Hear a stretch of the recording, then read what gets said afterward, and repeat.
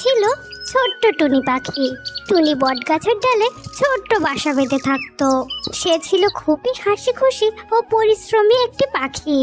একদিনের কথা, পুরো জঙ্গলে ফলের আকাল দেখা দিয়েছিল। কোথাও কোনো খাবার ছিল না।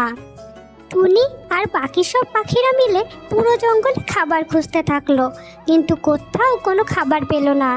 জঙ্গলের অন্য প্রান্তে ছিল একটা আম গাছ, তাতে ছিল অনেক আম, কিন্তু সেই আম গাছের গোড়ায় বাসা বেঁধেছিল একটা কালু কাক।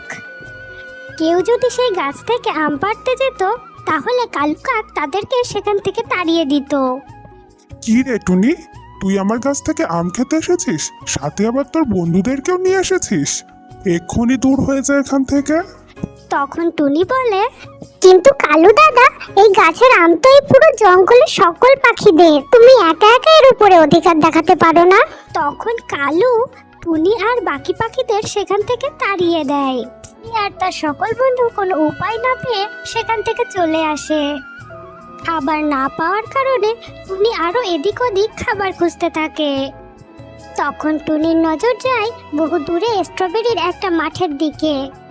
টুনি একাই হাঁটতে হাঁটতে সেই স্ট্রবেরির মাঠের কাছে পৌঁছে যায়। টুনি সেই মাঠের কাছে পৌঁছে দেখে একটা শিয়াল স্ট্রবেরির মাঠ পাহারা দিচ্ছে, যাতে কেউ তার গাছের স্ট্রবেরি খেতে না পারে। পেটে খিদে আর মুখে নীরবতা নিয়ে টুনি সেই স্ট্রবেরির দিকে তাকিয়ে থাকে। তখন শিয়াল বলে, কি হে টুনি, তুমি কি স্ট্রবেরি খেতে চাও? স্ট্রবেরি খেতে খুব সুস্বাদু, খুব মিষ্টি একটা ফল। একবার খেলে বারবার খেতে ইচ্ছা করবে। টুনি ভাবলো শিয়াল খুব ভালো, তাকে স্ট্রবেরি খেতে দেবে। এই জন্য টুনি বলল, হ্যাঁ শিয়াল ভাইয়া, আমার খুব খিদে পেয়েছে, বনের কোথাও একটুও খাবার নেই, তুমি যদি আমাকে একটু স্ট্রবেরি খেতে দাও আমার খুব উপকার হয় শিয়াল ভাইয়া। আহা, দেখো তো টুনির কত শখ, আমার জমি স্ট্রবেরি খাবে। এক্ষুনি এখান থেকে চলে যা বলছি, যা যা, আমার গাছের ফলের দিকে নজর দিবি না। তখন টুনি দুঃখ করতে করতে তার বাসায় ফিরে আসে। টুনি সারাদিন কঠোর পরিশ্রম করে খুব ক্লান্ত হয়ে গেছিল, এই জন্য বাসায় এসে সে ঘুমিয়ে পড়ে। টুনির দুঃখ কষ্ট দেখে পরি সেখানে প্রকট হয় আর জাদু দিয়ে একটা স্ট্রবেরির ঘর বানিয়ে দেয়। তারপরে পরি সেখান থেকে চলে যায়। তারপরে টুনি ঘুম থেকে উঠে নিচে তাকিয়ে টুনি অবাক হয়ে যায়। দেখে নিচে একটা বড় স্ট্রবেরির ঘর রয়েছে। টুনি সাথে সাথে সেই ঘরের ভেতরে প্রবেশ করে, গিয়ে দেখে সেই ঘরের ভেতরে অনেক স্ট্রবেরি রয়েছে। সেটা দেখে টুনি অনেক খুশি হয়ে যায়। কে কে এই বিপদে আমাকে সাহায্য করলে, দয়া করে আমার সামনে এসো। তখন পরি টুনির সামনে চলে আসে। তখন টুনি বলে, পরি, তুমি আমার সাহায্য করেছো? হ্যাঁ টুনি, তুমি খুব সৎ ও পরিশ্রমী, এই জন্য আমি তোমাকে এই স্ট্রবেরির ঘর দিয়েছি। তোমার আরো কোনো প্রয়োজন থাকলে তুমি আমার কথা মনে করবে। এই কথা বলে পরি সেখান থেকে অদৃশ্য হয়ে যায়। তারপরে টুনি পেট ভরে কিছু স্ট্রবেরি খেয়ে নেয় আর কিছু স্ট্রবেরি সাথে করে নিয়ে যায় তার বন্ধু বান্ধব আর জঙ্গলের অন্যান্য পাখিদের জন্য। জঙ্গলের সমস্ত পাখি স্ট্রবেরি দেখে অনেক খুশি হয়ে যায়। সেটা দূর থেকে দেখছিল একটা কালু কাক।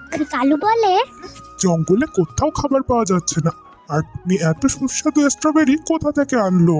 আমাকে টুনির ওপরে নজর রাখতে হবে। এই কথা বলে কালু টুনির উপরে নজর রাখতে থাকে। টুনি কোথায় যায় কি করে সব দেখতে লাগে কালু। কালু দেখলো টুনি একটা স্ট্রবেরির ঘরে ঢুকে অনেক স্ট্রবেরি বাইরে বের করে নিয়ে আসলো। সেটা দেখে কালুর অনেক লোভ হলো। কালু বলতে থাকলো, আরে আরে, ওটা তো একটা স্ট্রবেরির ঘর, আমি ওর ঘরের ভেতরে যাব আর সমস্ত স্ট্রবেরি বের করে নিয়ে আসবো। এখন টুনির স্ট্রবেরির ঘরে সব স্ট্রবেরি আমার। এই কথা বলে কালু স্ট্রবেরির ঘরে প্রবেশ করলো।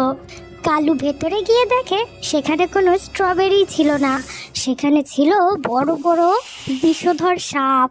ওরে বাপরে, এখানে স্ট্রবেরি কোথায়? এখানে তো বিষধর সাপে ভর্তি করা।